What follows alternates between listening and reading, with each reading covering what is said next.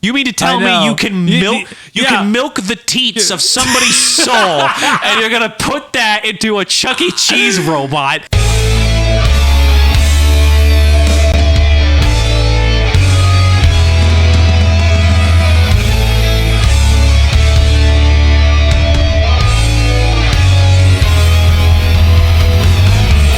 Hello, everybody, and welcome to another exciting episode of our podcast. I'm Mac. And I'm Fish. And this is Macaroni and Fish. Welcome, ladies and gentlemen, once again. We hope you enjoyed your week, your month, however long you spent not listening to our podcast, which I know the time, and I'll never forgive you for it.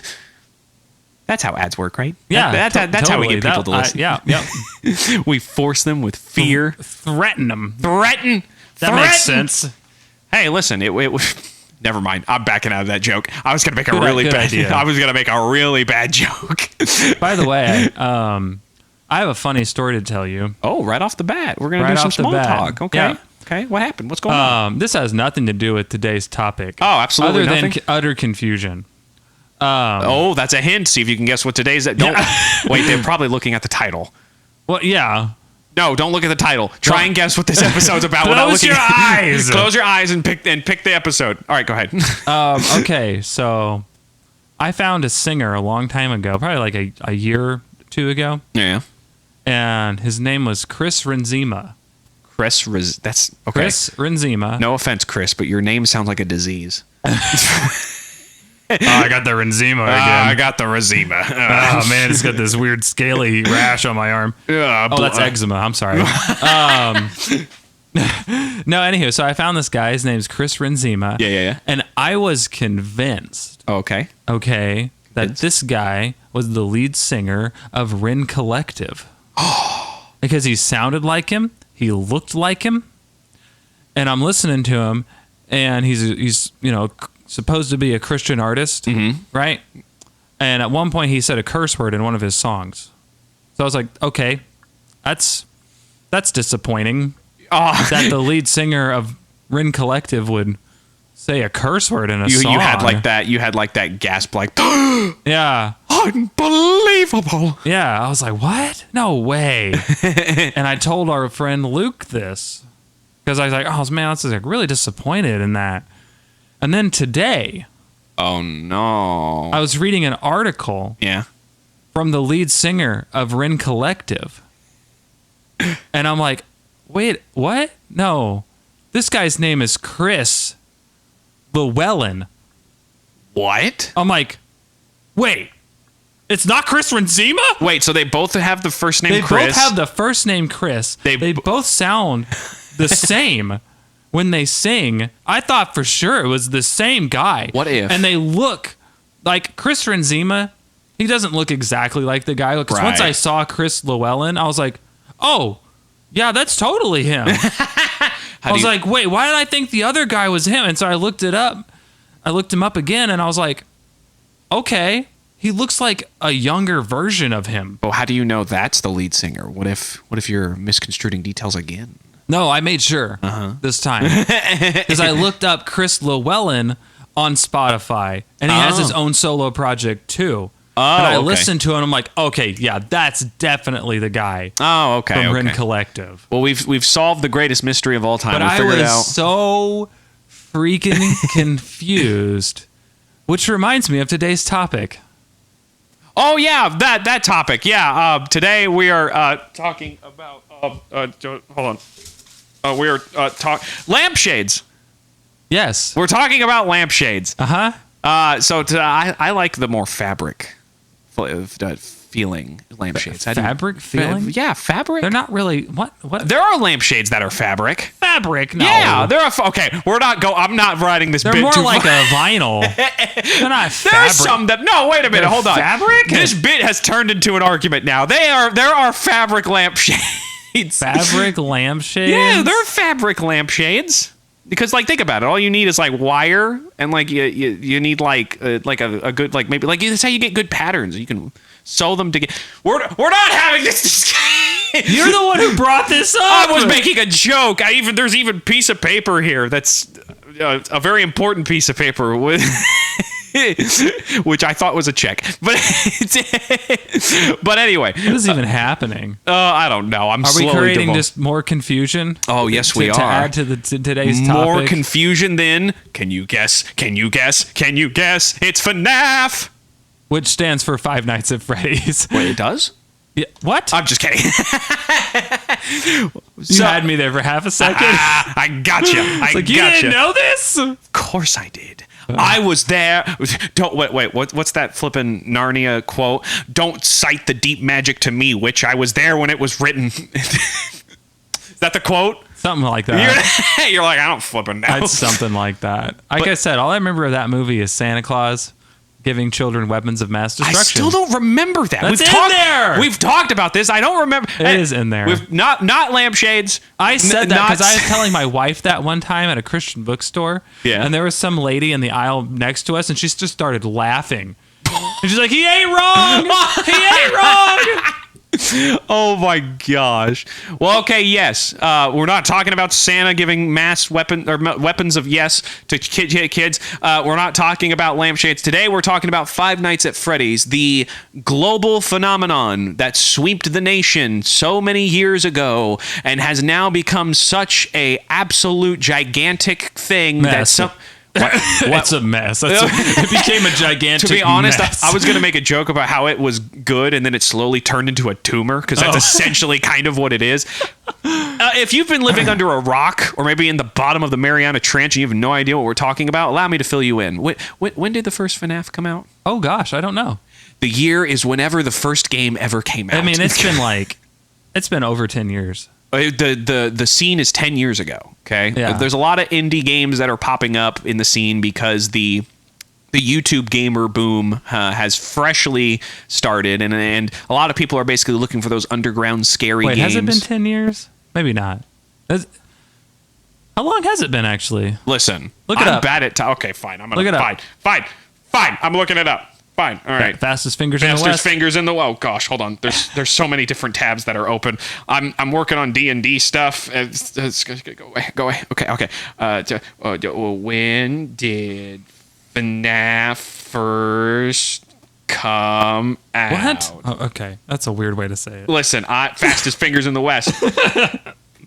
Interesting. You know what? I'm going to turn this into a 10-second game. When do you think it came out? Probably like 2014. Holy crap, you're right on the money.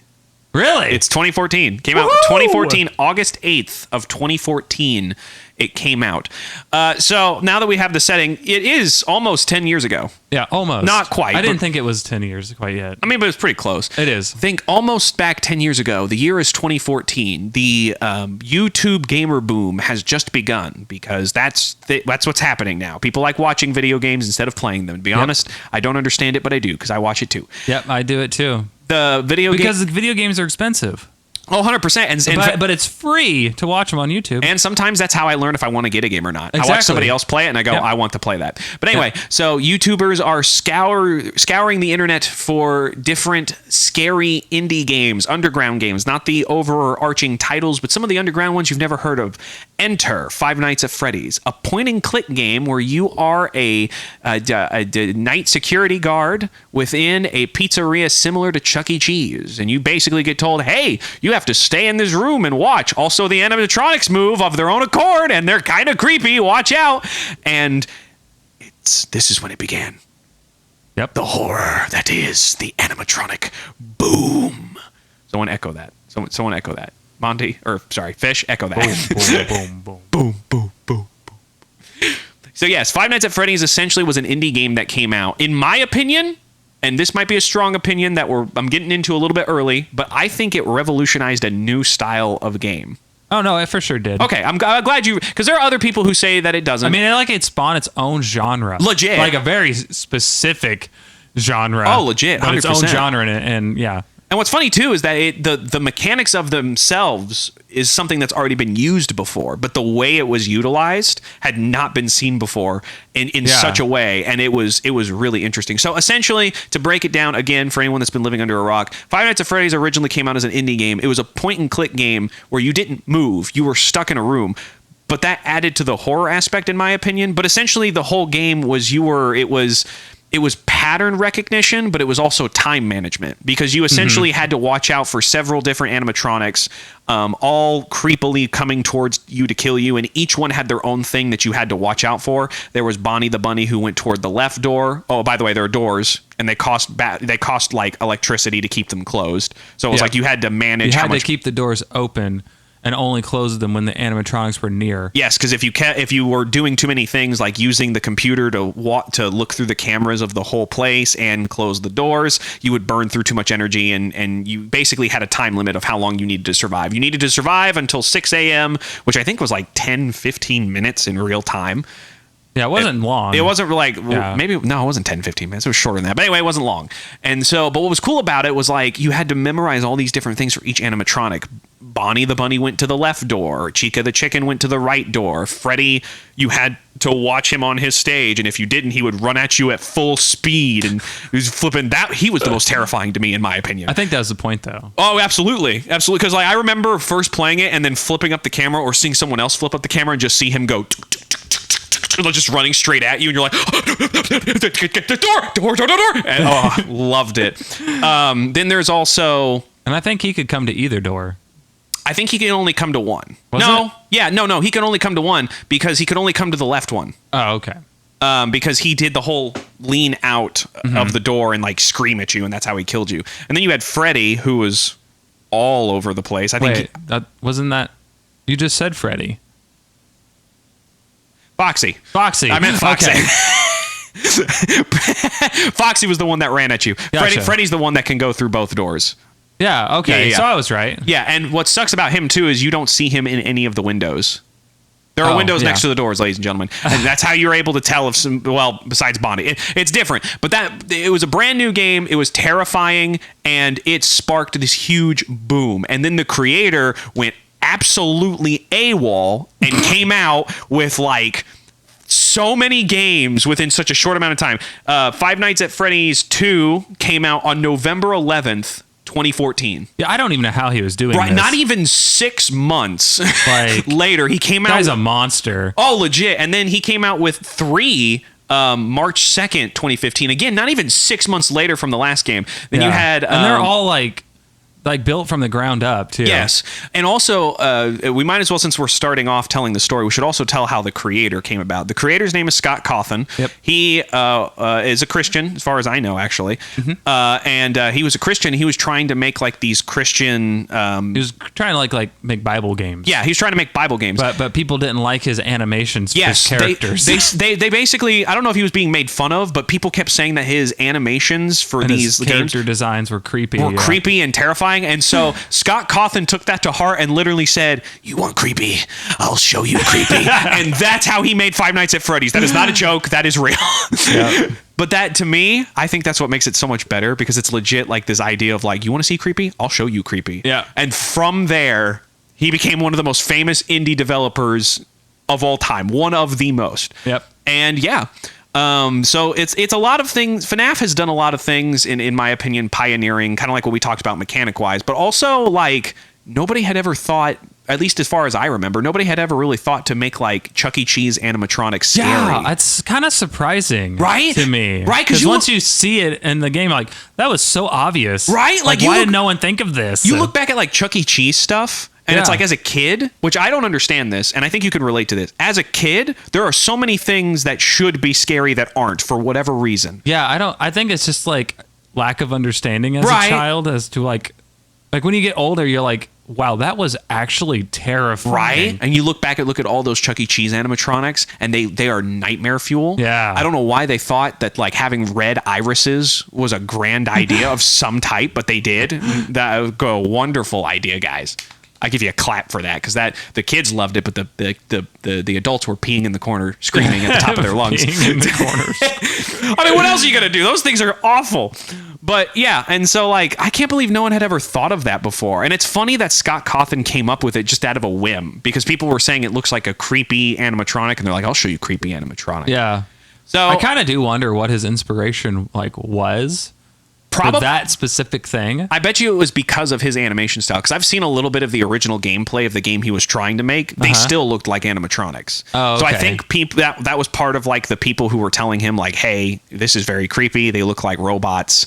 And he was like, I'll show you a creepy robot. And then bam, that's when he came up with Five Nights at Freddy's 1. But what's even cooler about Five Nights at Freddy's, and I think this was even in the original. Ooh, okay. It wasn't just a point and click horror game, survive 5 nights against killer animatronics. No, there was like really deep lore going on, or what we thought was lore. Yeah. So one thing that I hit the mic with my glasses. That's one of 2. We've got 15 minutes. Okay. Hip hip a doodly doo. Well, it's been 15 minutes. Hip hip hip a doodle. I give up. Anyway, so essentially, if you played Five Nights at Freddy's 1, especially if you or correction, if you watched Five Nights at Freddy's 1, like watched people play it online on YouTube and stuff like that, you would see these weird things that kept popping in game that showed that there was a story involved. There were posters that were changing, that were talking about dead children and not giving any context to any of it. It was just randomly throughout the day while you're looking through the video cameras, you would notice certain posters changing. There's also this one animatronic called Golden Freddy, which is the most unique one of them all, because he was an animatronic that just kind of appeared. Yep. Out of nowhere. Yep. You would be in your camera, you would flip the camera off, and in your room would be a golden animatronic laying on the ground with no light in its eyes, just sitting there, and then you would start seeing all these different glitches, and you would start seeing the text "It's me" pop up with Freddy, normal Freddy's head, and then Golden Freddy would just sit there, and then all of a sudden his head would pop up like the flipping Batman thing where it goes "Da-da-da-da-da-da," and it would pop up and like jump at you and scare you and not only kill you but crash the game. Yeah. Which that to me was the wildest part at the time, because it was like, why does this Golden Freddy crash your game? And why is that like a thing that's a feature? Yeah, that's a feature. That's not an accidental thing. That's a thing that they purposefully did. Yep. But why? And thus started the Five Nights at Freddy's lore. Yep. That you will have to echo that one. That one has to be echoed. At the time, it was like really, really thought out. I was like, what could this lore be? It's about dead children. And it was already like theories were exploding trying to figure out what's going on. What is this about? Eventually, it was kind of discovered that there was a dead child per animatronic for the most part, including Golden Freddy. And then each game after that was kind of expected to be like the next installment of the lore. Not just the fear aspect, but to figure out what the story is. But were we naive? Oh, man. Because not only did Scott Cawthon just decide to make this game as a way of being like, you want to see something scary? I'll make you something scary. The lore was not pre-thought of. Everything from the first game was completely random. And then when he realized how popular it got and how people were diving for the lore, Scott Cawthon went, I can turn this into a story. So essentially, from game 1 all the way to game 7, 8, 9, what game are we at? I have no idea. We're definitely close to 10, but not quite yet. All of it is lore that has been made up after the fact. So literally, game 1 had a whole bunch of random stuff. Game 2 came out trying to answer that random stuff, but mainly adding more random stuff. And then each game after that snowballed effect more random stuff that didn't necessarily connect until eventually we have a cavalcade nonsense of mess. Just to give you an idea, since we're still explaining this lore has gotten so big, it involves time-traveling ball pits, 2 different events that are nearly exactly the same in 2 different years. Which, the Bite of 83 and then the Bite of 87, which on its own sounds not too terrible. But then when you're trying to figure out a lore, that gets so confusing. There's a person who is technically supposed to be dead, but living smashed up inside of an animatronic who's supposed to be the main villain. You have then you got a guy who is just dead incarnate and walking around. Yep, you got dead incarnate. Well, his skin was put on by an animatronic itself. Then the animatronic left. Yeah, left his body. And then he's still alive. And then he just came back to life somehow. Yeah, that kind of just fell out of existence, right? Actually. No one talks about that anymore. Yeah, like what even happened with that? There's that. Then there's also what else? There's more ridiculous. There's the scooper, which led to the person. There's a whole thing about the scooper. There's a whole. And by the way, the 5 children that are dead has turned to like 500. It's like 15. Literally so many children. It's so many confused. different events of 5 children dying at once. Absolutely ridiculous. But yes, so that is the intro to FNAF. All right. For future reference, we are... Oh, the recording's still going. I say let the recording go. Okay.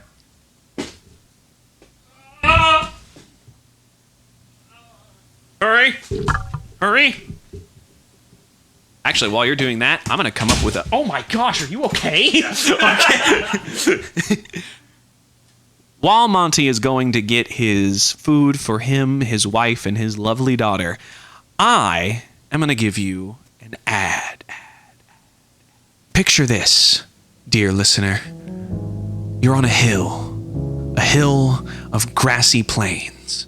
Grass that is turning and rolling to the kiss of the wind. You then look up and see the clouds dancing in the sky with that same wind. And not only that, the clouds are white, pearl white, like the sheep that are next to you, grazing on the grass, rolling over as they enjoy the very life that they breathe. And as you sit there, taking in the beauty of the world, the beauty of life, the beauty of God's creation right before you, you realize that there's something missing, something near and dear to your heart, that you feel as though without it would leave a pin needle size hole, but one within your heart that would cause you to bleed profusely. Something so small, yet so important. And that, my dear friends, is our podcast. That's right, ladies and gentlemen. If you don't listen to our podcast, you're going to die a horrible death. Life will be completely meaningless. You'll have no reason to live. You need to listen to our podcast because it's the best thing for you. That flippin' sheep I was talking about before, he's dead because he can't understand human language and therefore can't understand our podcast. So if you want to live and you want to live peacefully, then you need to listen to our podcast. Remember that grassy plain I was telling you about? Dead. Couldn't get enough water. Still couldn't understand human language because they don't have a brain. So therefore, it's dead. All of it dead. All the grass is dying. Those clouds that are in the sky to turn to storm clouds. They're just dripping a whole bunch of water on you because they couldn't listen to our podcast. So if you want to live a happy, peaceful life where there's no such thing as pain or misery of any type, your best bet would be to listen to our podcast. Go to Spotify, go to YouTube, wherever that this, podcast is going to be. To be honest, I can guarantee you it's going to be on Spotify and YouTube. It could appear somewhere else, but I don't know yet. Maybe we'll just start blasting it into the sky in hopes that we can help you before your life becomes utterly meaningless. That's right. You want your life to mean something? Listen to our podcast, Macaroni and Fish, on Spotify and YouTube. So that essentially is FNAF in a nutshell. Oh, we didn't explain why it's called FNAF. Five Nights at Freddy's. Yeah, we did. FNAF, there you go. We already said Five Nights at Freddy's. I'm saying FNAF stands for Five Nights at Freddy's. I said that. And I then you're said like, that. I never knew that's what it stood for. I did. We already made this joke. It's been a minute, all right? It has, because we took a little bit of a break. We did. At home, you may not have noticed, but there's probably an ad in between when we were talking and now. We had to, or correction, you had to get some food. Yes, I made the ad while you were away. But anyway, yeah, so that's FNAF. So I don't really have a set, like, step-by-step thing for this topic. I think we can just kind of dive into it like we did for anime and cartoons. Sure. But I will say I think there should be some pointed... Is that the right term? Pointed? There should be some specific questions. Yeah, sure. And whatever that made-up word was. Yeah, you just said. I completely just came up with it. I don't also know why I don't know. Something's wrong with me. I literally went ba ba and ba ba ba ba ba ba. I feel like, isn't that from like Sesame Street or something? What? Listen, it's been a day. Are we okay? I don't know. What is happening to us? My We're brain slowly is devolving melting. into cavemen. You know why? Huh. Because FNAF's lore is insane. Uh, But yeah, so what I loved about FNAF was that it was hinting at such a grander story. Yeah. But now the story is just so grand that it goes outside the bounds of just a pizzeria. Yeah, it's gotten to the point where they've had to retcon it so many times. Oh, like the first 4 games were retconned, weren't they? Wasn't it just yeah, one right after the other was retconned. Joke's on you. The first 4 games were from a rogue indie developer, and it's like, you can't. Yeah. Oh, yeah. That was that was the reboot for Help Wanted. Exactly. Like, oh, yeah, guys, by the way, the first 4 games weren't really real, but they were because we're still going. Oh, you know what we should probably do? Huh. Okay, I got an idea for this. We're getting ahead of ourselves, so let's take it back. Let's go through each game one at a time and kind of discuss how we felt about it. Okay. As they were released. Okay. And then we not only for people who don't know about FNAF kind of be able to catch up, but we can also kind of point by point. Mm-hmm. That way it's a little bit more concise. So I guess reversing, starting with the first game. We kind of already talked about the first game. Yeah. We kind of described it. What was your thoughts on it, though, Mr. Fish? What was your thoughts? So when it first came out, I actually caught the first game theory on it by Matt Pat. Oh, you did? Mm-hmm. Where he was talking about it was like paralleling a real life killing that happened at like a Chuck E. Cheese. Yeah. It was paralleling that actual event. And I was like, bro, that's insane. That I remember. And I was like, that feels like it's totally it. Right. And then like everyone started finding the lore for the game because that was before anyone knew there was more to the game. Right. And then they're like, wait, no, this can't be right. Oh, how naive they were. And then the second game came out and just completely broke it all. Should we go ahead and move on to the second game? Well, you haven't said anything about the first one. Oh, that's true. So. I mean, like I said, I thought it was revolutionary for its time. Not only did it have... I thought it was a great concept. Right. Not only did it have like a unique... I say unique mechanic, or I was going to say unique mechanic. It had a unique way of using the mechanic, and it also had a unique style that had never been... Like I said, animatronics weren't exactly a fear point. Which, if you think about it, it would make sense for that to be the case with how creepy it is and how innocent it is. So I thought for what it was, incredible, fantastic, left you wanting more, and it kind of exemplified that idea that can be the case in many cases, which is simple is better. Yeah, you just saw one frame that you could just kind of scroll left and right a little bit on. There really was no movement. Mm-hmm. There was just pointing and clicking. And it simple. You didn't run around. You didn't do anything. And you actually explained how you didn't like that part of it. Yeah, I didn't. I don't know. I guess it was just too boring in that regard. Which I guess I could understand that. But for me, it was like, it's so simple, yet it's dripping with so much atmosphere and style that it makes it that much better. You know what I mean? It's kind of like what we were talking about previously later today when I was talking about my D&D campaign that maybe will become a thing later. Who knows? But I'm making a D&D campaign, and I'm trying to come up with answers for every individual thing.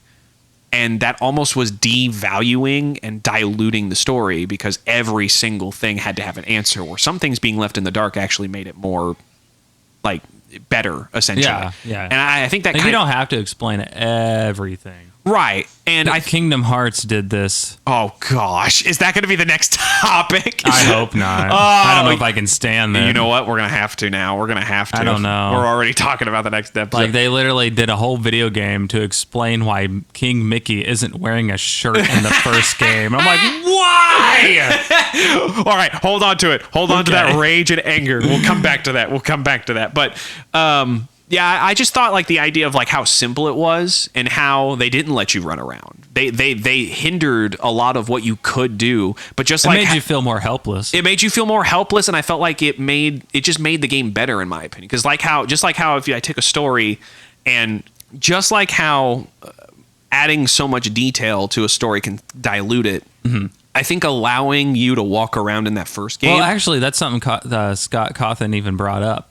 Really? At some point, yeah. He's like, sometimes the game is so big and the story is so big that it almost has no more room for anything. Yes. And in my opinion, it makes it so big that it kind of ruins... It could ruin like the fear aspect of it. And obviously not every game is like that. I mean, you have Outlast, which I thought was a great game. Well, first or second? I thought first was really good. First was better. I don't like that kind of... I watched it. That's fair. I did watch it, but I don't like that kind of stuff, really. That's fair, yeah. But I was like intrigued. I was like, what's going on? Right. Here? So I did watch the whole game, and I watched all of the second one. Oh, okay. And the second one was just... they just took the whole stereotypical thing, like, hey, let's make a cult that takes everything in the Bible out of context, and they're like cannibals. And you're just like, oh, cannibal. Okay, cannibal. We're doing this again, huh? Well, and like that's what I like about FNAF too. It's like it's scary, air quote. It's all just jump scares. It's nothing like gruesome, but it was more focused on, hey, there's a hidden story here. Well, that's you can find out if you're like looking through everything. Well, that's kind of what I was saying, was like in FNAF's case, it's not like Outlast. It's not like Dead Space, where having that open world aspect actually could add more to the fear, in my opinion. Mm-hmm. In FNAF, it's a very close-knit kind of concept. You're in a pizzeria that's haunted. Yeah. If you go too big, it starts to kind of get ridiculous. Because again, we're talking about animatronics in a pizzeria versus Outlast, which is a little bit bigger. It's about a whole insane asylum and a whole bunch of insane people, at least the first one. And then Dead Space is an entire space of horror. The openness kind of adds more to the fear factor of it, or at least the idea of a big area that you're trying to get out of, and it's not just I'm going to walk out the front door. Yeah. But like the pizzeria, I think because you're not running around, at least in that first game, that's what made that one better. Yeah, you feel trapped. Yes. Now, speaking of that, now let's jump to the second one. I'm going to be honest. I don't really remember the second one, or like what he even brought. How dare you? To like the story? You know what this means, right? We're going to have to subject you to the FNAF spanking. Get the body paddle! What? Listen, I don't know what's wrong with me today. I'm off in all cases. I feel like I'm in a fog and I hadn't taken any medication. I think I'm slowly dying. You might need some sleep. I might need. Actually, that could be it. That could very well be. I've been going to bed at midnight. Of my own choice too. That's my fault. You might want some sleep. But there was that night that you and I were up till like 11. Oh, good Lord. That screwed me up. I'm so sorry because I couldn't sleep. Like I got I got like maybe 4 hours of sleep. Oh, I'm sorry. No, it's fine. I mean, it wasn't anything major. Well, I've had way worse nights, trust me. Oh, okay. Well, I don't know whether to say that's good or I'm sorry or both. Both? I don't know. I'm sorry. I mean, there was nights where I was up almost all night with Evelyn, so. Those were fun nights. Then I had to go to work the next day. Oh gosh. I'm sorry, man. Also, people in the background, get to the FNAF! Yes, we will. Hold on. All right. So, FNAF 2, that one was interesting. And in my opinion, that was one of the smarter twists that Scott Cawthon came. Because again, none of this was pre-planned. Scott Cawthon literally came out with the first... I never really saw like all the gameplay, I don't think, for all of them. Oh, I watched it. I watched it all. I'd watch a little Markiplier play it. That's who I watched it. The king of Five Nights at Freddy's. But I mainly was focused on the game theories that MatPat was putting out. And like, he was wrong every time. But to be fair, like I said, Scott Cawthon didn't think the story through before he made the game. He just came out with the first one and then said, I'll try and explain the other ones, but then also added a ton more questions than answers. Yeah. And then it just snowballed effect from there. He's like the king of trolls, man. Yes. But FNAF 2 specifically, that one had a good twist because you thought it was a sequel until you discovered it was a prequel. But then he doubled down on that for the rest of the games, which we'll get to in a second. Yeah. But essentially in FNAF 2, you basically get shown all the animatronics from the last game are like disheveled, destroyed, and so you think, oh, this is like after the fact. And then you have all these, like, I think they're the toy animatronic versions. So there's Toy Bonnie, Toy Freddy, all these different toy versions. Oh, and I should mention, all of them attack you. Yeah. The original 5. Yeah. Including Golden Freddy. The toy versions of those 5, except for Golden Freddy. Oh, by the way, Foxy, there's not really a toy Foxy. There's just one called Mangle, which is a completely disheveled, monstrous nonsense, which apparently Scott Cawthon will love that idea later. Wink, wink, wink, wink, wink, wink, wink. And then you also have some new animatronics like Balloon Boy and the Puppet. Which, there needs to be an explanation for Balloon Boy. I thought there was an explanation. There isn't. I thought he just was another dead kid shoved in an animatronic. There's no explanation for Balloon Boy. I don't think we ever explained also the dead kids are shoved in the animatronics. Yeah, so the story is that there's like a psychopathic killer who is luring kids into the back room. Yes. And killing them and then hiding their bodies in the animatronics. Yeah, that was what the first game alluded to. Yeah. And the second game kind of doubled down on that, but like I said, they added a whole new lineup on top of the original lineup, now disheveled. So now you have like 10 plus animatronics, and you have to deal with all of them. Yep. And all of them do their own fancy... Balloon Boy doesn't do anything, though, does he? No, he does. Oh, no, he does. He does. Yeah, he doesn't never mind. attack you. He shows up, and I forget what exactly he does, but he basically hinders you. He either hinders your flashlight or hinders something. I think you can't look at the cameras with him there. He shows up and just starts laughing at you. You can't look at the cameras. So then you can't watch out for some of the animatronics that require the camera stuff. Again, though, there's no explanation for him as far as I know. I thought there was. I swore there was. I've looked at... I watching all like the game theory stuff and other theorists and everything, there doesn't seem to be a good explanation for him. Huh. I thought there was. But it seems to be very important. Really? Yeah. Because he keeps coming back for some reason. Yeah, but I mean... But no one knows why. But I mean, like... I don't know. I didn't... I mean, the puppet came back. Yeah, because that one has like that one has that one is very important. Implications. Okay, hold on. We need to explain at least so much of it's going to be explaining. So essentially the story in FNAF 2 that was discovered after everything that happened in FNAF 1 was, again, it looked like it was a sequel, but then you ended up finding out key elements that proved it was a prequel. And that ended up being proved in the later games, which that is Scott Cawthon's MO. He comes out with a game. He explains everything that you missed, kind of, in the next game. And I say kind of with a huge asterisk. And then... more questions arise, and it's just this whole concept of like, I kind of got this answer, but now we've got more questions. Hip hip a doodly doo. So one of the things that was kind of explained was that it was a prequel. It came out before, and all the disheveled animatronics are going to be refixed, and then would go on to be in FNAF 1.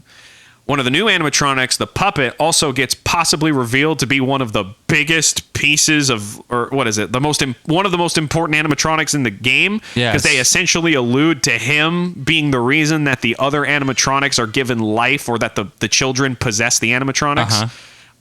So he kind of, like, there's mini games within FNAF 2, which was supposed to push more of the lore aspect. Is there mini games in FNAF 1? No. That starts in FNAF 2. Yeah, all of that starts in FNAF 2. So I think I remember FNAF 2. Oh, it's okay. I remember FNAF 2 then more than I remember FNAF 1. Oh, okay. I was about to say you at least remember Give Games Give Life. That's the one where the puppet Give Life. Yeah, that's the one where the puppet is going around and he is basically reviving the dead kids by having them possess the animatronics. Yeah. And so the puppet was the biggest thing that got revealed in the story. To me, I didn't think the Balloon Boy was that big of a deal. I just thought he was kind of like one of the toys or one of the original. The toys were explained to not have any dead kids in them, but that they were just being like indirectly affected by the other ones. Like it was just a poltergeist freak out moment. And I thought the puppet was the same, or the Balloon Boy was the same. I really don't think so though. Because like I said, he keeps showing up. And subsequent games. But you know who else? Reason. But you know who else keeps showing up in subsequent games? Afton. And music. Oh, that's true. Yeah, what's the deal with him? Because he's Music Man. When did he start? Actually, he doesn't come until way later. I was gonna say, isn't he like Pizzeria Simulator stuff? Or yeah, he comes in that time. We'll get to that in a second. But yeah, with FNAF 2, essentially it's just a lot more animatronics, a lot more lore implications, and they I think that's when they officially started doubling down that there is a person who works at the pizzeria who's killing kids. Yeah. I think that's when they really started doubling down on that. You know what I thought was really funny?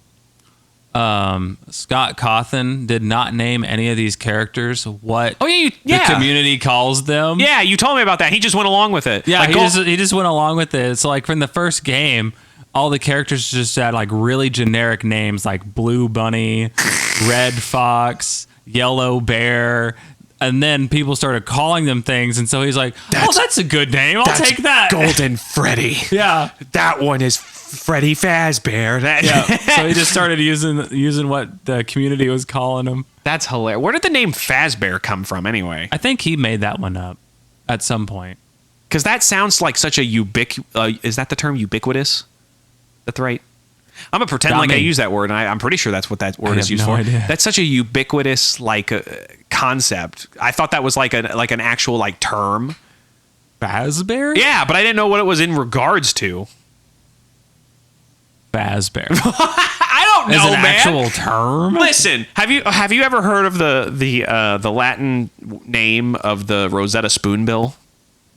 What is a Rosetta Spoonbill? It is a crane. Have you ever heard of the scientific or Latin name of it? No. It is ja ja ja, ja ja ja. I say all that to say, someone tells me Fazbear is a legitimate term, I'm not going to question it. The terms that we do use are absolutely redonkulous. What is it? There's a dinosaur. It's called like a Walla Walla something. Oh, isn't that a song? Walla Walla. Walla Walla Wallaby? Walla Walla Washington. Walla Walla Washington, yes. But what is it? It's called like a Walla Walla something. But once you know where they found it, it makes more sense because they found it in Africa. Oh. And so I was like, oh, okay, that totally sounds like something from Africa. It's like African language, essentially. Yeah. Okay, that makes sense. Oh, my goodness. Fazbear, though? Really? I don't know. I don't know. Oh, my gosh. But yeah. It's like the Latin name for a Kodiak bear. Kodak Blair? Kodak bear, yeah.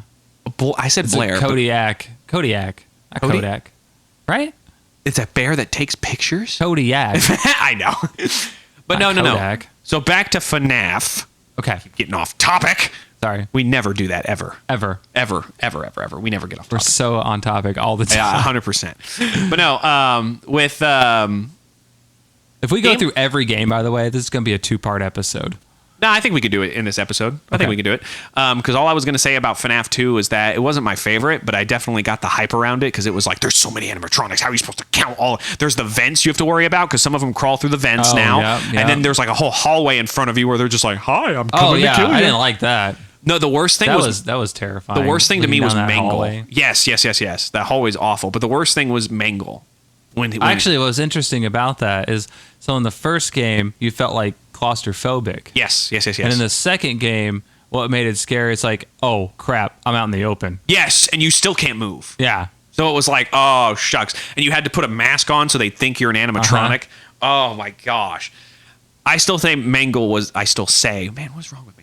I still say Mangle was the creepiest. Because, you see it crawling down the hallway, and then it's just hanging from the ceiling when it's there, and it's just releasing, this, static, radio noise. Just constantly. It is terrifying. Anything else you would like to say about Fazbear? Fazbear 2. I'm dying. What do you have anything else to say about this game before I die? Okay. No. Moving on to 3. The one that 3? Oh, man, what? 3? I don't remember 3. You don't remember 3? I said that about 2, and I remembered 2.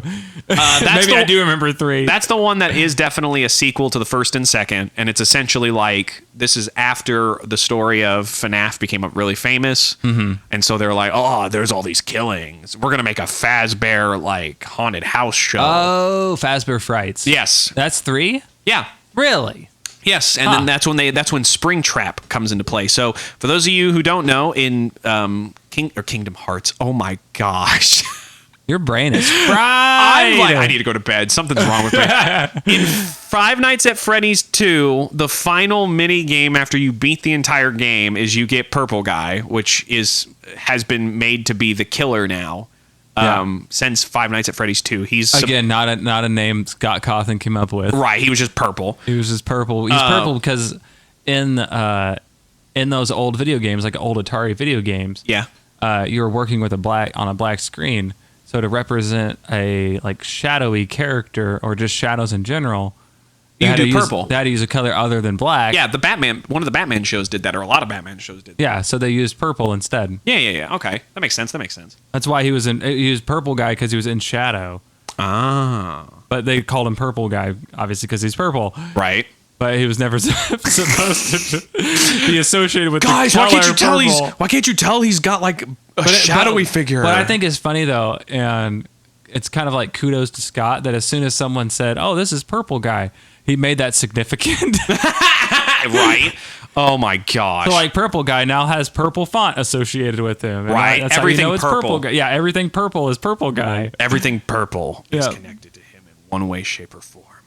But no, you end up at the end of that Five Nights at Freddy's 2. Purple guy who has been named 3. No, at the end of 2. Oh, he's been. Oh, I gotcha. Yeah. He's been At the end named of the killer. 2, he's been made the killer. He's escaping the ghosts of the dead children in one of the mini games, and he ends up getting in what's called a spring lock suit, which is essentially a suit that can go from suit to animatronic.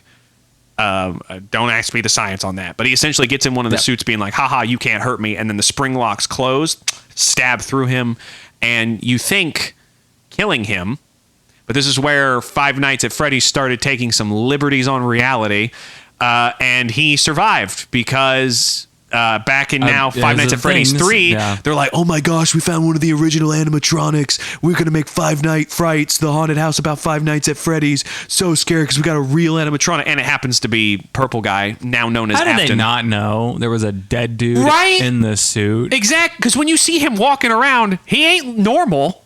Well, it's like, isn't there like a putrid smell? Yeah, there's a blood? putrid smell. You can literally see skin and like bone, I know. like underneath the animatronic itself. These people are morons. Well, again, this is the start. I know. The start of when liberties were being taken at a point where it's like, are you serious? One thing I will say though about Five Nights at Freddy's 3. So, Five Nights at Freddy's 3 was interesting because the entire time there was only one animatronic. You went from 5 to 10 plus to 1. It was really just one? Yeah, it was. Well, okay. Technically, it was just one. Okay. When I say technically, because other animatronics showed up as hallucinations. Oh, okay. Because if you did not, there was a new concept where it was like you had the one animatronic which was dubbed Springtrap or Afton, which is now the name of Purple Guy. I don't know if it was revealed. It wasn't. It wasn't revealed until later on, but It was like. That was like 5. Yeah. Oh, was it 5? Uh-huh. Wow. I think so. Okay, I'll put that in the back burner. Anyway, Purple Guy. Because 5 is sister location. Oh, okay. Yeah. Then yes. So Five Nights at Freddy's 3 essentially was only one animatronic, and it was Springtrap, later known to be Afton. And he was just walking around, but you would have hallucinations because now not only do you just need to focus on the one animatronic, but you also need to focus on the oxygen levels for some reason, I think. Oh, yeah. And so if your levels weren't set correctly, you'd start hallucinating about the other animatronics, and they were basically like, I wouldn't say they were nightmare versions. I called them sewer versions because they were green and black and just... What did they call those? I don't even remember. I don't remember. Oh, yeah, that's another thing, too. With every iteration of a new game, there's new animatronics that get names. Yeah. So like in Five Nights at Freddy's 2, even though the 5 originals, they were just the 5 of the originals, but they were disheveled. They were called a specific line, like the disheveled crew. I don't know, but it was like disheveled Freddy, disheveled Bonnie, like stuff like that. But Was that's it not Withered? No, Withered's later. Withered's later? Yeah. Or no, maybe that is. No. There's a lot of names for them, but we'll get to the ones we know in a minute. But yeah, so with Five Nights at Freddy's 3, there was only one animatronic and a lot of extra stuff. Everything else was just hallucinations. What I will say, though, they did it very well for only having one animatronic because I watched that game, and you're a security dude, so you're kind of like going back to Five Nights at Freddy's 1, where you're in a room and you got windows and everything, and you're just in that room trying to make sure everything is good. The window was bigger. Oh, okay. And the door didn't have like a thing that you could close, if I remember correctly. You had to deter Springtrap from going there for other reasons. So you would just be in the room checking cameras. You would flip the camera off. There's a big window in front of you, and Springtrap would just be standing in front of it, staring at you. And you'd be like, oh, what do I do? What do I do? And then a second later, he'd be gone, and you turn to the door, and he's standing in the doorway, hiding behind one of the... Is that the one where you had the electric... Yes, that was the one with the electric shock where you were getting him to go away. Yes, that's what it was. It was an electric shock. But yeah, you turn to the door and he's hiding behind the wall, staring at you in the door, and it's like, oh, that's terrifying. Go away. Also, he was a golden bunny. That's important later. Yes. His suit was a Keep golden. that in the back of your mind. Exactly. There's a lot of things you're gonna need to keep in the back of your mind. So, what did you think about Five Nights at Freddy's 3, my good sir? It didn't leave much of an impact. No, I never, like I said, I don't remember watching that one in particular. I will say it wasn't the. It's been a long time, too, since I've seen all of the theories. All I know about all the theories is that they've basically been wrong on most everything because Scott Cawthon's a troll. Well, like I said, the story constantly keeps. So It's like evolving in a way where you're like, this is unpredictable. legit, because it's like, again, I go back to what I said about Springtrap, which is we're getting into the liberties of reality because here's a dead man who's somehow still alive, Yeah. walking around in a suit. Can we speed past the others? Oh, we've got to go at least through 4, but yes. Okay. But yeah, we can speed past if you want. Okay. 'Cause I'm really wanting to talk about the new one. Oh, that's right. You want to get to the newest release. Yep. I'm sorry. I kind of took over and started explaining, and I wanted to go through. You're okay. But yes, I mean, that is kind of one of the whole purposes. Okay, we'll speed through so we have some time to talk about the new DLC that popped out. 3 was not really that great in my opinion. Did a lot of things well, not as exciting. Had some cool lore things, like it had the code that you put into the wall. Which is stupid. There's a perfectly good phone sitting on that desk. But that wasn't as cool as the keypad. That doesn't make behind any it. sense. It's one of those things. Like that's one of Matt Pat's complaints about that. Oh, He's yes, like, yes, oh, yes. let me just punch this code into the wall. Boop, boop, boop, boop. Like that makes no sense. I thought it was clever. Like I guess the phone seemed just too obvious. Exactly, way too obvious. All right, speed and pass, so we can talk about the Ruin DLC. But I wanted to talk about my favorite, which is 4. 4, in my opinion, was executed the best because not only were you able to build animatronics that were the nightmare versions, these are the legitimate nightmare versions. But on top of that, everything was making more sense. At least 4 was a more enclosed story. That one made more sense. 4 was essentially you were a kid in your room. And you had doors on either side, and you were basically trying to keep the animatronics from getting in your room. I think that one was one of the most unique ones. I thought so. Because to me, it was like... Because it took you like out of the pizzeria even, and you're going, wait, what? Yes. Why am I in a bedroom? Yes. You were in a bedroom, and you had Foxy in the closet that you had to close. It was essentially like a kid's overactive imagination, because Foxy would be in the closet, you would close it and open it, and there would be a Foxy plushie. And it honestly felt like that's what it was supposed to be from the start. Yes, and that's what, if they stuck to 4, or they stuck to the story that they could have, like the direction people thought they were going in, genius. 4 was great for me because it was like, it was a dream world of a kid, and you're trying to figure out why he is so freaked out about these animatronics, because all the mini games that kept popping up were alluding to what happened to the kid that led him to this point. And then you started having weird lore implications because you could turn around and see your bed as a kid in the game, and you would have those like little baby like Freddies that were freaking out on the bed, and you had to shoo them away. Well, your bed right next to it, there'd be a nightstand that would quickly turn into an IV stand. Yep. And then you would have flowers on the bed. So it was like insinuating that not only are you asleep, but you're in a hospital. But you're in a hospital bed. And so it's like, what happened to you? And then it revealed the bite that originally everybody thought was the bite of 87. Nope. Yeah. It was a bite of 83. Because apparently there's 2 things that happen. 2 bites. 2 bites. I think Jeremy was the other bite.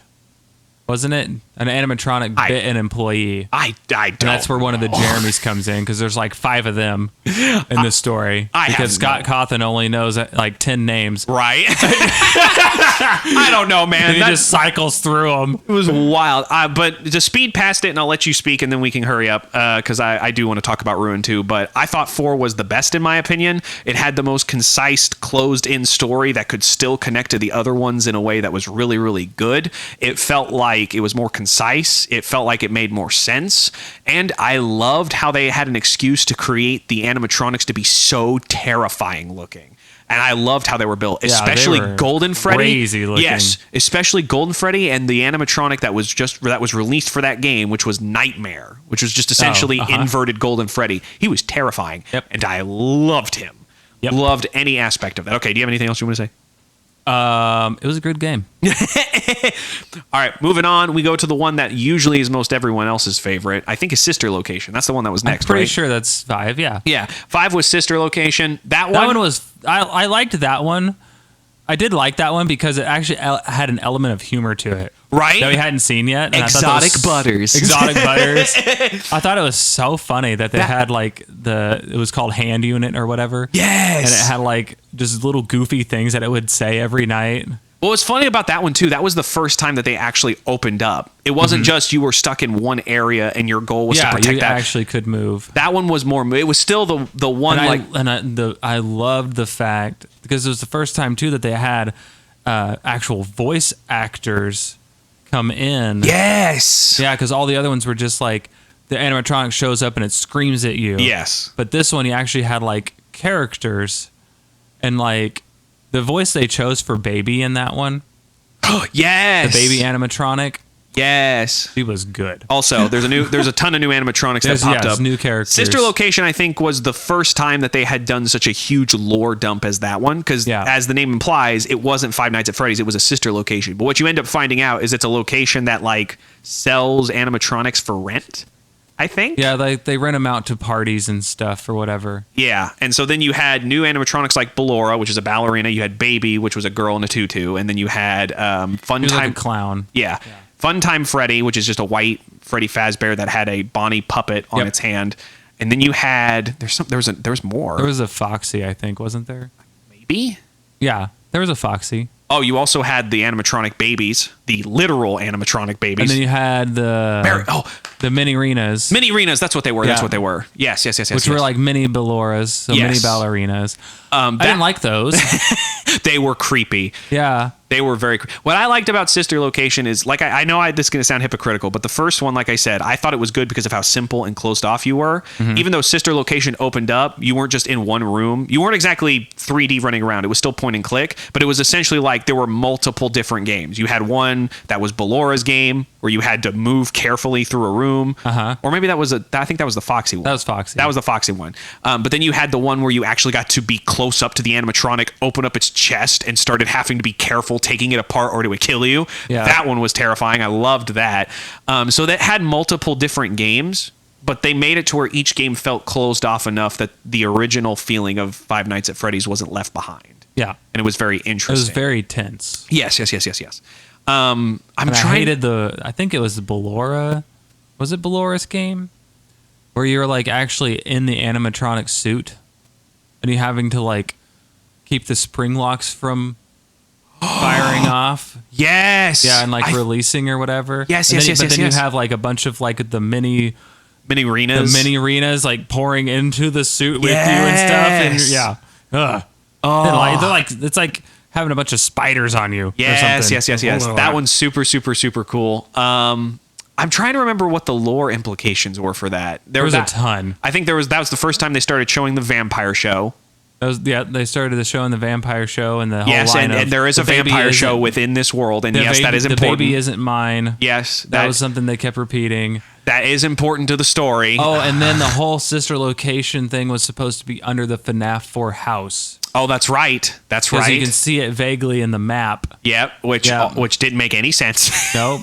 Why is there a whole... Because this thing wasn't just like a small warehouse basement. This thing... It was huge. This thing literally went down stories upon story. Like, literally, the beginning is like you're in, like... I think it's like the... there's a movie where it's like... I think it's like the horrible Doom remake movie where it's like you're in the gigantic elevator in this huge tube that's going down. Maybe it's Resident Evil. Either way, you're in this huge tomb of like a flippin' elevator that's going down miles into the ground. But yeah, that's supposed to be under the house from FNAF 4. Yep. Makes no sense. A lot of weird lore implications. I can't think of anything else. So I think we should move on. Sure. Next one is... the Pizzeria Simulator. Yes, that was 6. That one had a crap ton of lore. That one literally introduced a ton new animatronics, including Music Man. Well, it had Music Man, and then it had all of the melody ones. I can't remember their names. Oh, I know what you're talking about. The elephant, the hippo, and then everyone's going... Mediocre Melodies. And everyone was going, what? What were these characters? Oh, and just wait. They become extremely And important then some in of the them next say game. like something's really profound. I don't know if it's 6 that introduced this. I think it was an earlier game, but then they bring back Old Man Consequences. Oh, yeah! No. That's the next game. It's 6.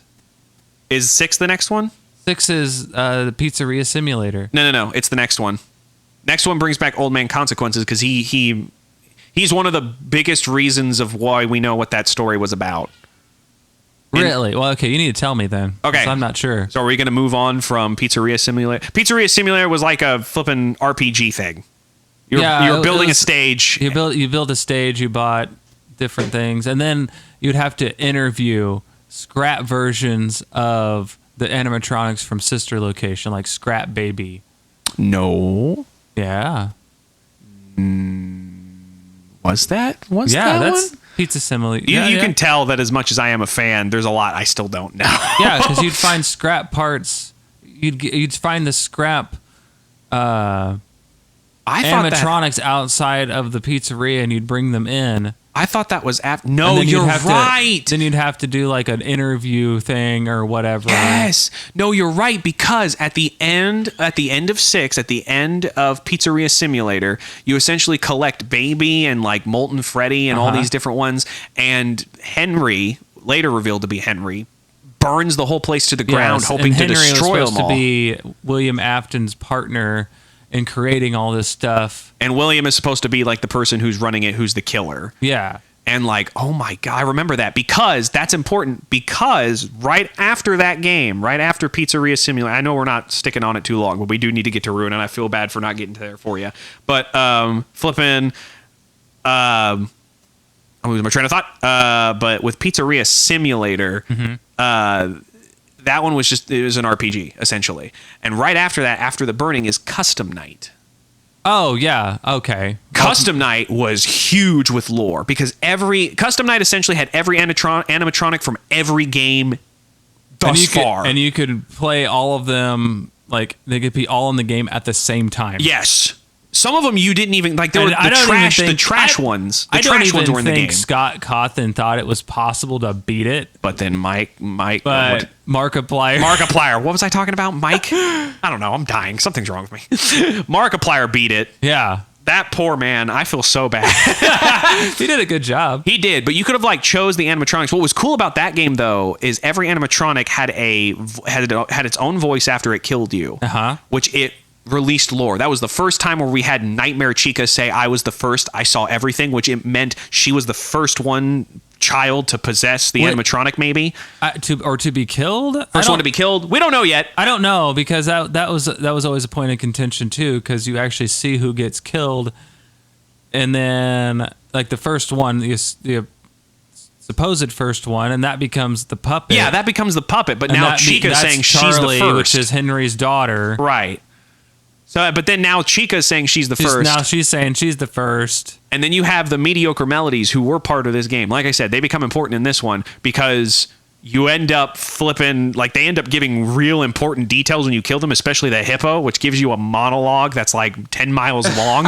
About how some things, how about you look into some things too much? Yes, it was Scott Cawthon essentially saying like, being a troll. Everybody keeps trying to come up with fan theories and they look into it too much. It's not that big of a deal. Yeah. And people are like, are you flipping kidding me? We like this game and we're trying to figure out what's going on. Yeah.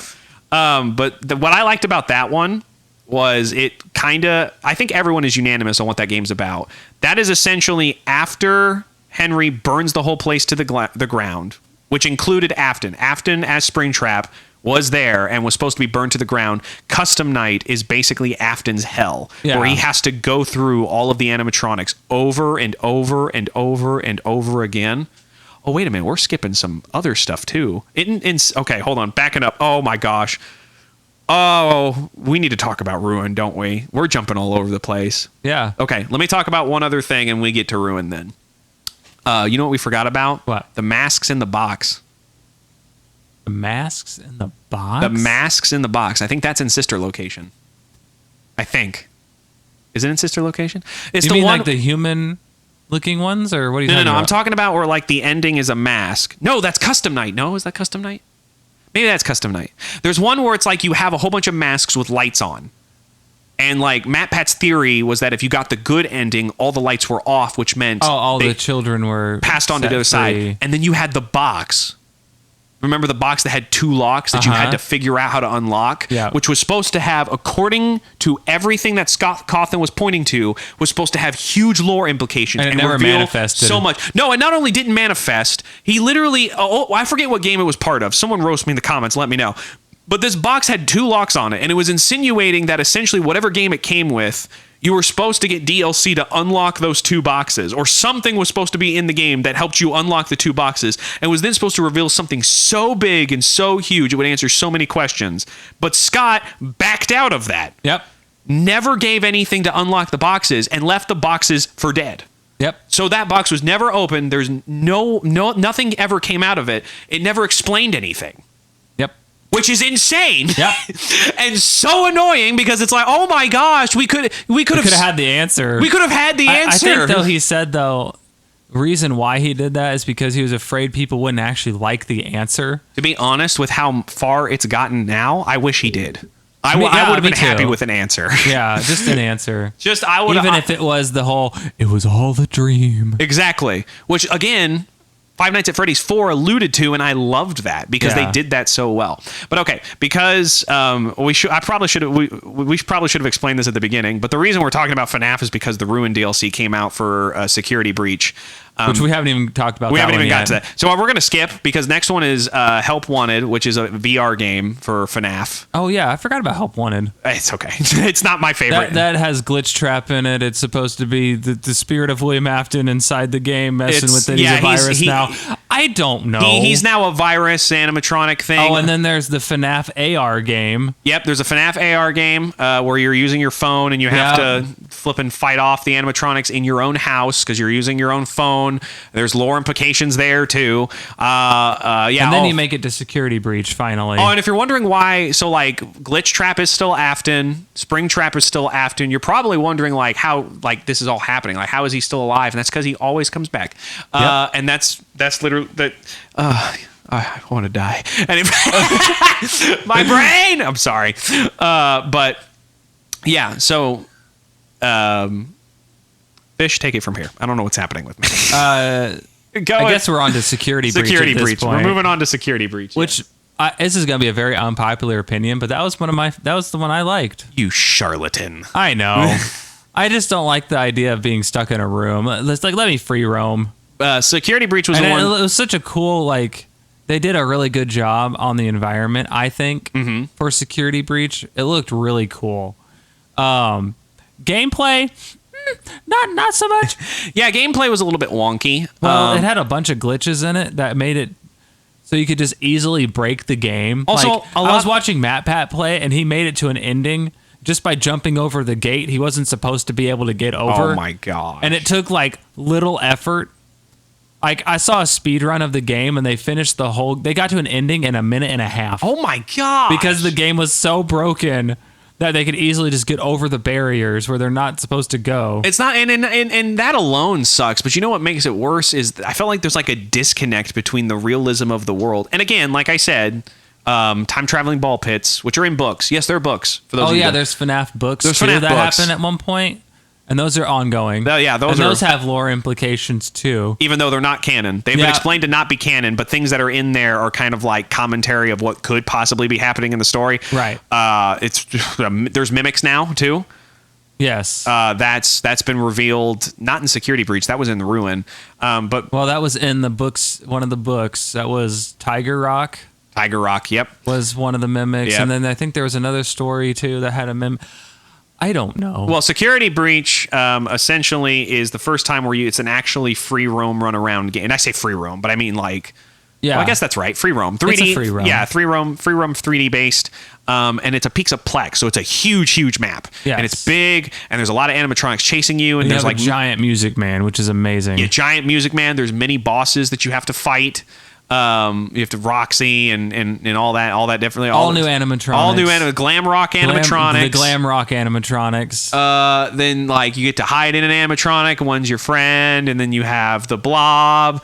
You are possibly a robot child running around. Yeah, because you're a brand new character. Never heard of this guy. His name is Gregory. And it turns out you might not actually be real. You might be a robot. Also, there is a girl named Vanny who is like a serial killer kind of. Okay, I'm going to talk about that for just a second. Go for it. Question. Do you think Vanessa and Vanny are the same person? I don't know. I don't think they are. You don't think so? I think the reason I don't is because I think it's too obvious. That true. But see, Scott, he likes to do those things where it's like there are obvious answers and then not obvious answers. He likes to do those. I feel like it's too obvious, though. And then there's that weird ending because there's multiple endings to Security Breach. Mm-hmm.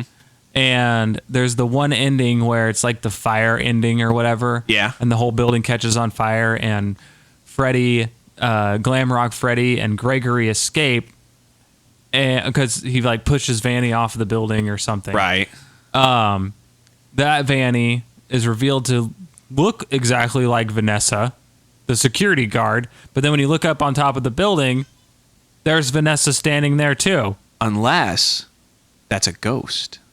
Yeah, why, though? Because we have ghosts of dead children. It makes sense. They never had, like, a ghost represented in anything else. Nothing ghostly about her appearance or any... You know what I mean? It just seemed weird. Yeah, but, again, time-traveling ball pits, robot children... there's a... Yeah, at this point, though, it's just, like, anything goes, and that's the problem. Yeah, I mean... Yes, and that again, that is the huge problem because again, that like they can take it any direction they want. That's what kind of sucks about the Five Nights at Freddy's saga as a whole is because it was originally a close-knit, confined, you can even argue claustrophobic story about a pizza. And it seemed pretty straightforward. Yeah, it seemed straightforward. But what was beautiful about it was the fact that it was close-knit and the fear was that you're stuck in there with its terror. And now it's this huge thing with so many implications, time travel. Now it's just mainly about the lore. Yes. And like trying to figure out what the heck is even going on. Yes. And there's a movie coming out too. Oh yeah, there's a movie coming out. Who knows what? I actually kind of want to see it. Oh, you want to watch it? Yeah. I think it's out in October. Let's go watch it. Yeah. Let's go watch it. I want to watch it. But now we've finally gotten to what kind of sparked this whole conversation, which is the Ruin DLC. The DLC that came out for Security Breach that's kind of like a sequel.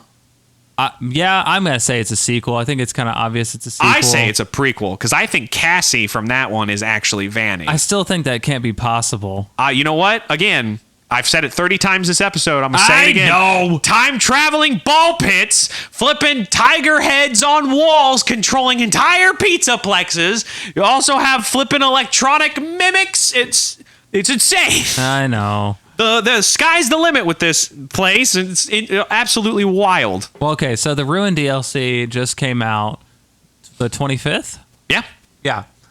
And all I've been doing for the past like week and a half has been watching playthroughs of it, and like I'm just like, there's got to be more to this. You want to fill me in because I've only seen one episode of it so far. I've only seen the beginning. I've only seen the beginning. I haven't watched much else. Okay, so you start the game. You're playing as a girl named Cassie.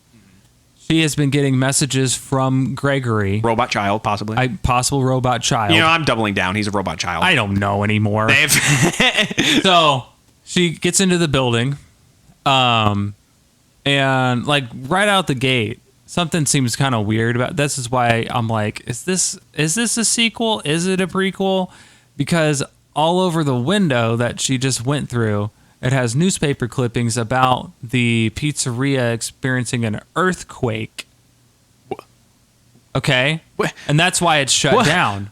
And that's why it's destroyed. But there's fires in the first one. Right. And see, so if you get the canon ending of Security Breach, which is assumed to be the spring trap ending, where you go down to the level, you go down into the sinkhole into the Five Nights at Freddy's 6 location, and you fight Springtrap. Oh, yeah, that's right. And then, like, the blob comes in, which the blob is just like a conglomeration of like all the other animatronics mixed into giant Freddy spaghetti. Yeah, which also there's already an innard, which there's also the Wraith. We're not going to talk about that. That's not even in the games yet. No, but it's the Stitch Wraith. Yeah, the Stitch Wraith, which by the way, dope name. That is a very dope name. Dope concept. I kind of wish I came up with it first. Not animatronic based. If it wasn't animatronics, that thing would be awesome. Yeah. It's just a robot thing. I don't know. Anyway. I don't know. Anyway. Go ahead. But anywho, so in Security Breach, it's like there's a massive fire that like destroys the Pizzaplex. Right? So why does it say that it was an earthquake? That doesn't make any sense. Listen. I have an answer. What? It's alternate dimensions. Oh gosh. Each game. Well, hey, let's time traveling ball pet. So that makes sense. Anything goes. I really do think that's a problem with this story. Is anything goes? No, legit. Like I said, that's what I think. Oh my gosh, it really is all a dream. You know what? At this point, I wouldn't even be mad. At this point, I wouldn't, because again, I loved Five Nights at Freddy's 4. I thought that was the best. Yeah. So the fact that if they come out and say it's all a dream, yes, that would suck. Yes, I was mad about dumb. I was mad about it when they retconned games 1 through 4 with the VR game. Because they essentially said that the first 4 games didn't matter because they were made by an indie rogue developer. Yeah, that they were just fake. They're all fake. Yeah. And now the story is really real, and then it goes from there. But the story that's still being presented is the same story. Legit. That's the problem. Except now I'm leaning more to AI. Yes. Where it's kind of... That's what's something that got brought up in the Ruin DLC. It's like, so like, you're looking for your Cassie, you're looking for Gregory, and at some point you get a mask that looks exactly like the Vanny mask from Security Breach. Oh yeah, this nonsense. Then you put it on, and suddenly you're seeing like an AR version of the Megaplex that helps you traverse through walls. Yes, for some reason now, you in that state can walk through solid objects. You know what I'm kind of hoping? I'm kind of hoping it's more of like I can see through disguises kind of thing. Like those walls aren't actually there. There's some type of weird like. And if they're not actually there, so when you take the mask off, if that wall is not actually there, what is making you think it's there? A chip in your brain? I don't know. Like, so every patron that goes to the Pizzaplex has to have a chip in their brain? Yes. Or is it the whole weird sound illusion discs thing that gets mentioned? Yeah, that was supposed to be in Sister Location. That was supposed to mess with your what if that's still in play? No, I don't even know if that's in Sister Location. Yeah, that was. I mean, there's... no, I guess Matt Pat talked about it.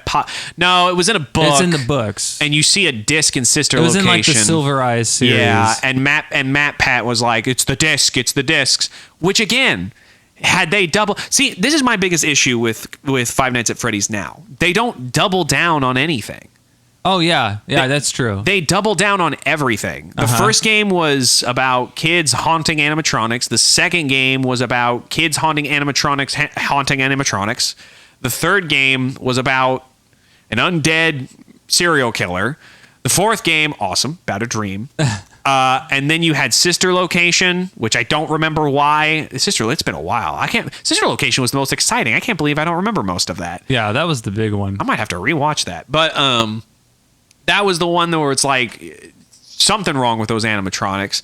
Every single one has had different ideas, and every single concept or story was different. You got time travel that I keep making the joke about and repeating, and then there's the whole like William Afton, like he developed something called Remnant. Oh yeah, Remnant, and that's what's possessing the animatronics. But wait, are we sure it's Remnant? Could be Agony, because apparently Remnant... That's a thing too now. Remnant is soul juice, and Agony is purified hate. Or is purified agony, I guess. I don't know, man. Could be purified hugs and kisses for all I flippin' know. Just called Agony because it makes you suffer. I have flippin' no idea. All I know is that they need to double down on something. Oh, okay. Sorry. A plane. We heard a plane. Yeah, I don't know. I think it's so ridiculous. Sorry, everybody, we got haven't. sidetracked by a plane. Yeah. But yeah, I heard a loud sound. I'm sorry. I'm sorry. But yeah, that's my biggest thing is they don't double down on anything. Had they had just doubled down on an idea, even if it was something ridiculous. Well, maybe the problem is that, like you said earlier, they double down on everything, but not everything can be true at the same time. Right. Well, I think what you said and what MatPat has said in the past too, I think that kind of explains what it is. It's this idea of like he threw out something and he let the fans say what they wanted about it, and then he was like, "Ooh, I'm gonna go with that idea," and he went with every single idea that he could, and now it has snowballed into this unbelievably huge thing, which is like, bro, what is going on? There's over 50 different animatronics. Yep. How many different dead kids? How many different rules for this world with Remnant, Agony? There's so much different stuff. And yes, I know it's like every concept ever. Yes. And again, we're talking Like, about a it's all of pizzeria. them. Again, we're talking about a pizzeria. It's like, hey, Scott, what is this game about? Yes. And again, it's just, the part that bugs me is because it's about a pizzeria. Had it had been about like a whole entire planet of like maybe an entire robotic planet of some kind Yeah. that started at a pizzeria, at least then I'd be like, oh, okay, that makes sense. At least you're dealing with an entire world. Yeah, at least you're dealing with just- a whole world of possibilities. Right now, I don't know. It's sci-fi taken to the max. Oh no, I don't think it's I think it's animatronic fi. Is what it's animatronic fi. I'm is saying what like it the is. whole genre. It's like sci-fi to an extreme. Yes. No, I'm still saying it's animatronic fi. I'm Like, doubling down on that. To Just like the point where it's just like now they're tossing in AI, and I'm just like, that almost seems like a step backward. you think so? Yeah. I'm just happy they're landing I'm- close to something again. Well, yeah. I mean, I get. Okay, the reason I say it's a step backward is because you literally have the ability in this universe to take someone's like soul juice Squeeze you like a lemon. and pour them into something and bring it to life. Oh my And now we're like, gosh. oh, but the real fear is AI. AI. What? I mean, the other thing seems way worse. Right. But again, then you have the whole concept of like, wow, somebody has been able to juice a soul. What are we going to do with it? I'm going to shove it into some metal and put that at a Chuck E. Cheese. Right. Like, that seems a little too small, like potatoes for such an extreme idea. You mean to tell me you can milk can milk the teats of somebody's soul and you're going to put that into a Chuck E. Cheese robot? Yeah, Bro. it's like, what's your end game here, Right? man? I think that's why it flipped back to AI was because they were like, all right. I get that. I get because it's like, okay, we're going like too far out here. Yes. Let's like reel it back. We in, need to reel it back in. which makes sense. But then, like, why introduce the AR mask that literally allows you to phase through walls? Because that it's not something AI can do. I mean, that's fair. But I mean, I guess I would double down with Like that just takes you out of the real world again. Right. Well, I think I double down on what my theory is, which I still think in one way, shape, or form, the world in and of itself is entirely a game. I don't just think Gregory's a robot. I think he's just a character. I think in one way, shape, or form, the story is about them being in a video game. Which is possible. That would explain a lot of huge nuances and huge details that just But then kinda, the whole thing is just like, it feels kind of pointless, I guess. Oh, in it the is. end. But how do you think we felt about the first 4 games where it's like, ha ha, Rogue Indie developer made those? It's Yeah. like, all right, well, then that makes the first 4 pointless. And again, 4 was the best. I'm still so mad about that because 4 was so good. I know we're supposed to be talking about Ruin, but 4 is so good. I blame myself because you brought this up because you wanted to talk about Ruin, and I was like, oh, let's talk about each one at a time. And now it's an hour and 20 minutes later. And we got 10 minutes on Ruin. Yep. You can blame me for that. I'm so sorry. That's okay. I want to spoil the ending. I mean, you can. Oh, okay. Here's what I was gonna say. Oh, wait. Spoilers Okay, go ahead. What I was gonna say was, so basically, in the end of the game, you find out that Gregory is not actually at the pizzeria. No, he's not. It is a mimic Yep. who's mimicking his voice, and the mimic is just an endoskeleton. Yep. Way down in the basement. Yep. Not even in the basement. It's in a cave. There's a cave? There's a cave now. Okay. There's a cave. I guess it's even deeper than this sister location. Jeez. Yeah, I don't know. It's so weird. And what's in the cave though is what's interesting, because there is a bonus ending. There's probably more endings. Not everyone's found everything, I don't think. Right. Because there's some things there's arcade machines, right? And one of them is like a Chica based one. Yeah. Chica's Feeding Frenzy. It was not in Security Breach. It was supposed to be, but it wasn't. Weird. Okay. But it's in this one, and if you beat it, you get Chica's voice box back, which, if you recall, in Security Breach, that is what you take out of her as Gregory. Whoa. So you get that back, and you're able to repair her, but nothing happens. What do you mean nothing happens? Nothing happens. She still can't talk? You repair her, nothing happens. What do you mean? So here's what happens. Okay. So here's actually what happens. Okay. So she walks into a bathroom and just kind of collapses against the wall. Okay. You take the voice box, you put it in her. That's it. What? And I'm like, okay, there's something to that. And I bet that if you do that with every animatronic, like if you beat all of their games, you get a piece of each one to return. Yes. Because no, wait a minute. Because you do take every piece you take Monty's claws, which Monty is Montgomery Gator.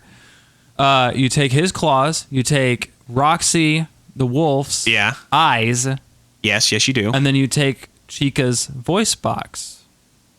Which I think there's another ending if you're able to get the claws, because there is a Monty Golf arcade game. Oh, okay.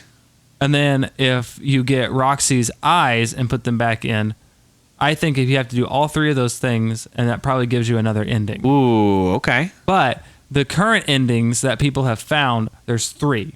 Oh, okay. There is the bad ending where Cassie finally discovers that it's not Gregory, it's this mimic endoskeleton. And then it starts chasing you. It chases you to an elevator because Gregory, all of a sudden, at the very end of the game, comes over the walkie-talkie that you have, and he's like, "Oh my gosh, that's not me. You're not supposed to be there. Here, let me get you out of here." So he guides you to an elevator. Interesting. How does he know there's an elevator there? Good question. You get into the elevator. What? You escape. Yeah, you escape the mimic, and you're starting to go up. And then that's when Gregory starts explaining everything. And you're like, okay, 1, how do you know all this if you haven't been down here? Okay? 2, he kills Cassie. What? He lets the elevator drop and kills her. That's ending 1. Okay. Okay? Ending 2 is really weird and makes I don't even know what to do with it. You get down there with the mimic. Okay. And then you're running away, but you ignore one of Gregory's directions. Instead of going right, you go left. And it takes you to this, it looks like a cutout of one of the characters, maybe like a face of one of them. Okay. And there's a little section in there where you're going to hide. Okay. You get in there, and then there's just an image of Gregory, Helpy. Helpy, he's the one in the AR mask.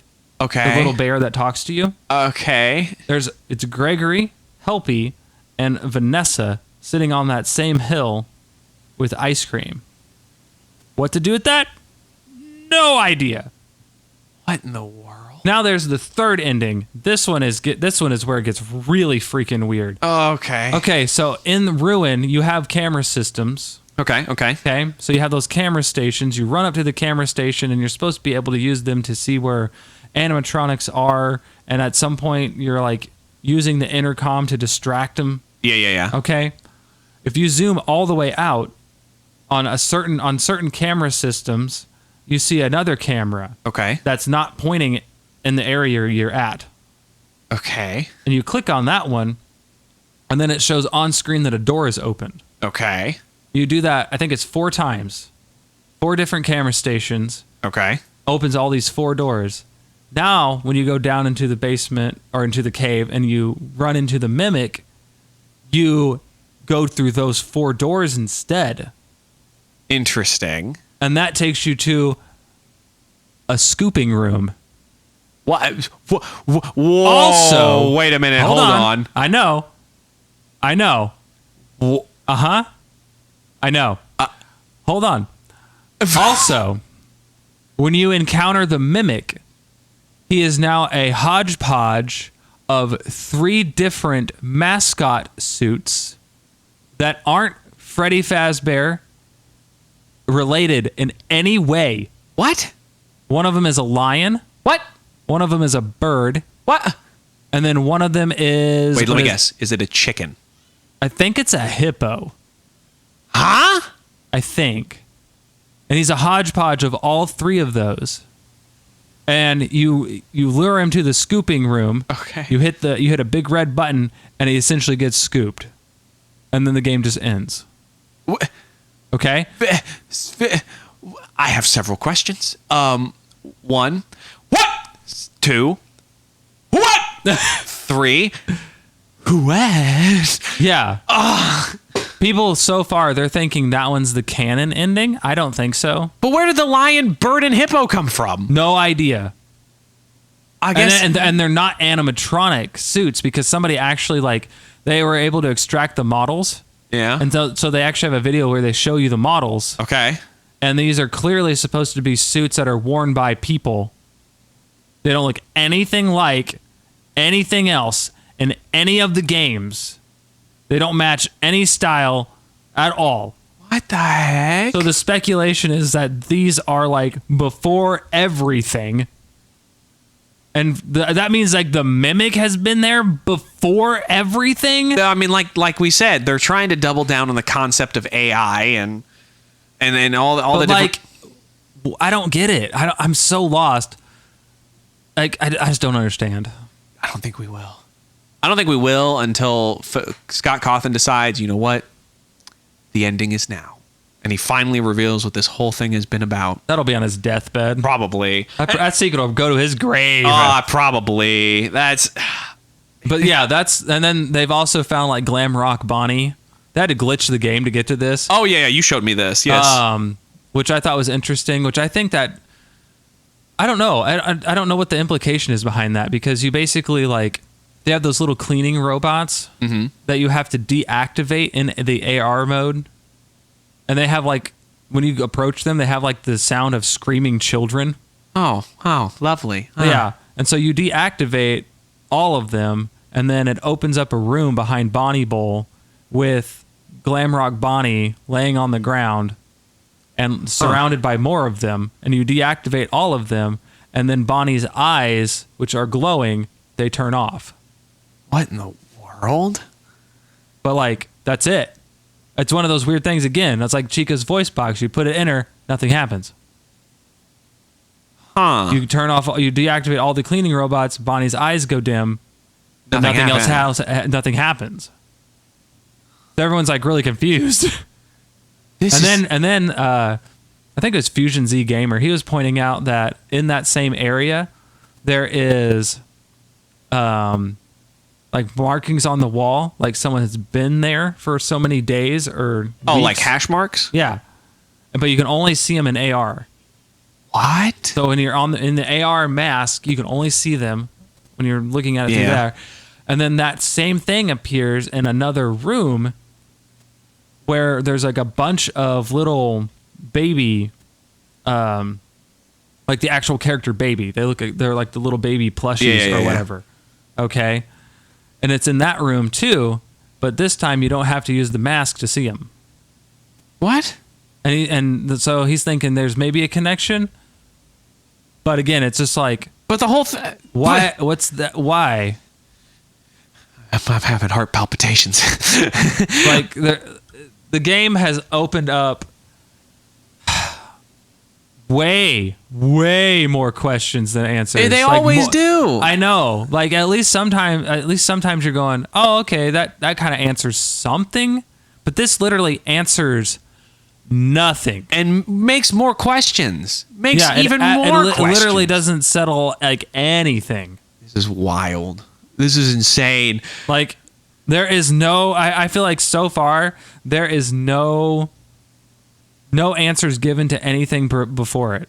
Jeez. Nothing in Sister Location. Like any questions you had about Sister Location, or not Sister Location, security breach. Yeah.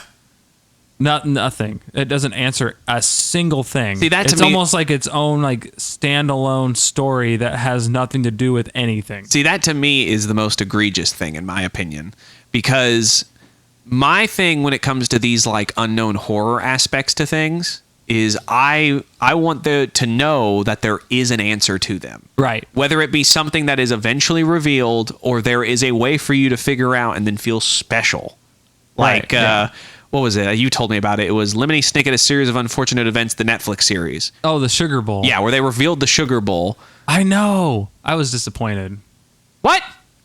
You were? I was disappointed that they revealed it. Oh, but that there was a legitimate answer that you could figure out.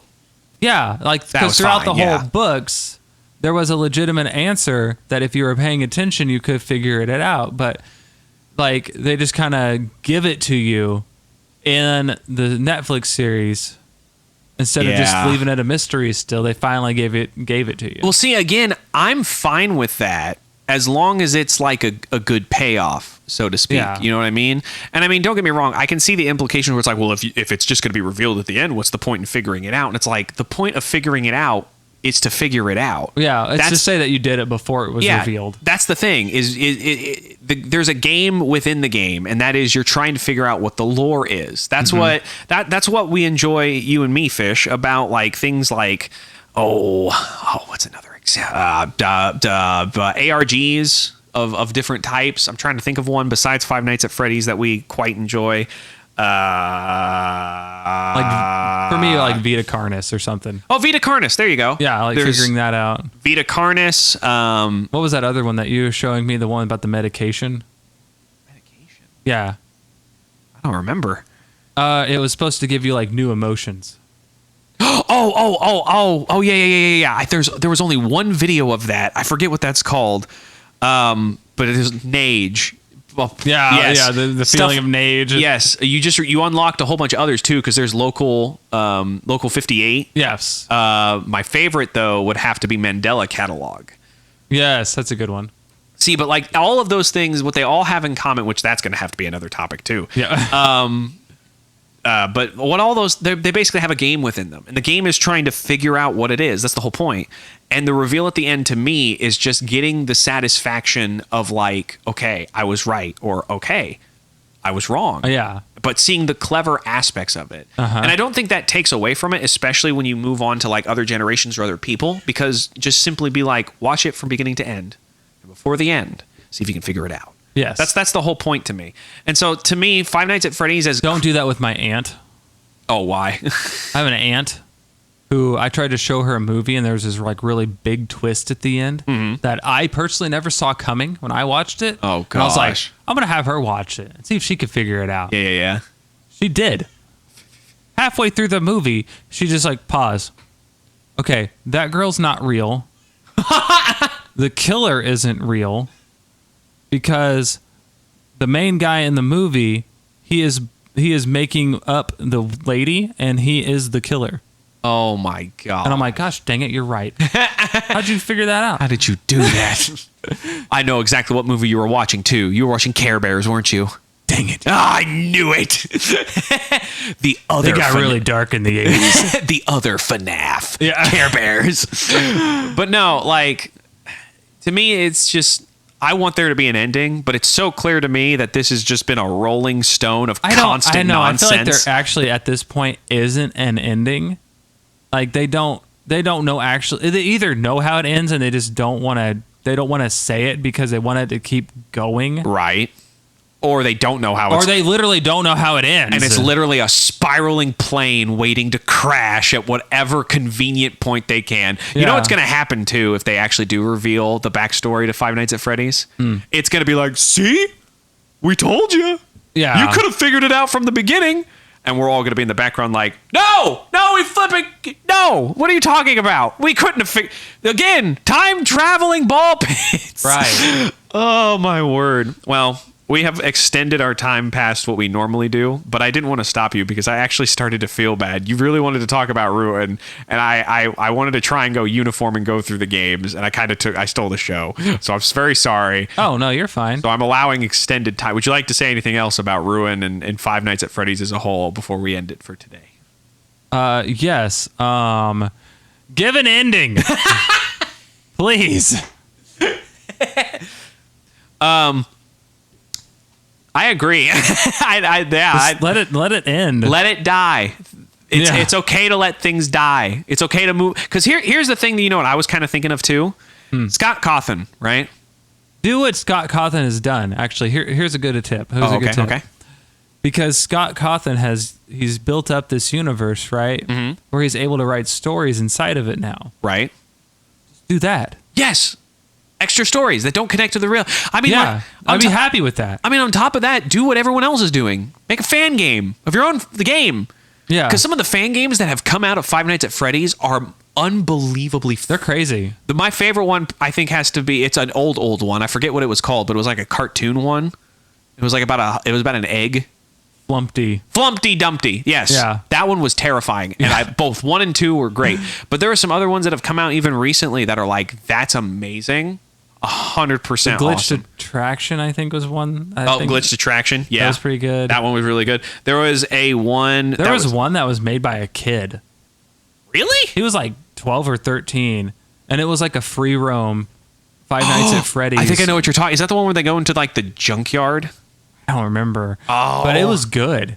Like everyone was like really impressed. It was like made by a 13-year-old, I think. See, there's so many different things that Five Nights at Freddy's has done really well. They've kickstarted not only a very interesting game at first, but they also kickstarted a whole new ecosystem of games with all these fan games, which they're only called fan games because they're like Five Nights at Freddy's. Yes, but they like have their own mechanics and stuff Yes. they use. Like, yeah.